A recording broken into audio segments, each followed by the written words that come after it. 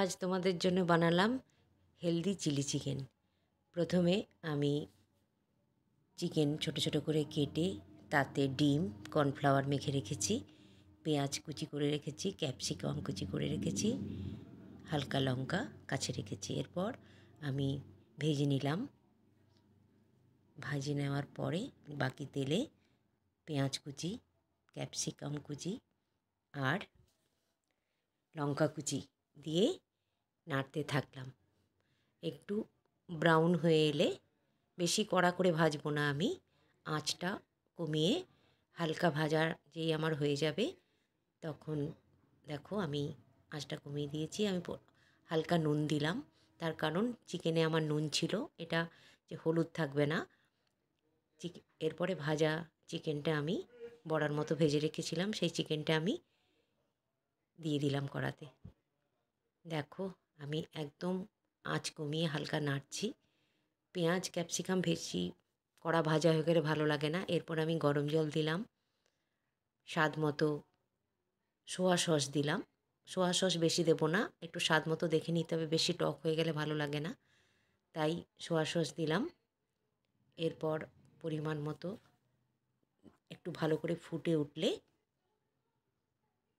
আমি দেখো আমি টমেটো সস দিলাম, তোমরা তার বদলে টমেটো কুচি করেও দিতে পারো। এরপর আমি যখন জলটা ঘন হয়ে আসবে, একটু হালকা ঘন হয়ে আসবে, সেদ্ধ হয়ে যাবে, ভাজাতেই সেদ্ধ হয়ে যায়, তাই বেশি জল লাগবে না। তাই দেখলাম যে আর একটু আমার সোয়া সস দিলে ভালো লাগবে, তাই একটু সোয়া সস দিলাম। দেখো কালারটা একদম দোকানের চিলি চিকেনের মতোই হয়েছে। এবার একটু হালকা আমি চিনি দিলাম, হালকা চিনি দেওয়ার পর ফুটলো। এরপর আমি কর্নফ্লাওয়ার, দেখো যে কোনো কোম্পানির কর্নফ্লাওয়ার একটু জলে গুলে রেখেছিলাম, গুলে নামানোর আগে আমি দেবো, এবার গুলে নিলাম। দেখো এটা ফুটছে।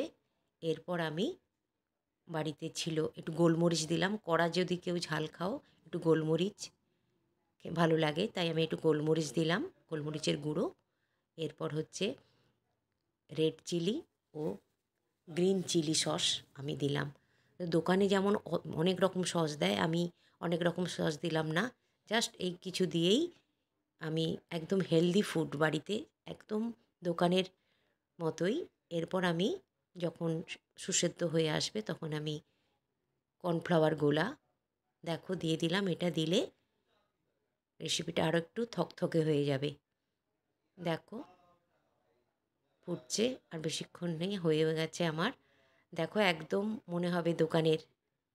রেডি আমাদের চিলি চিকেন।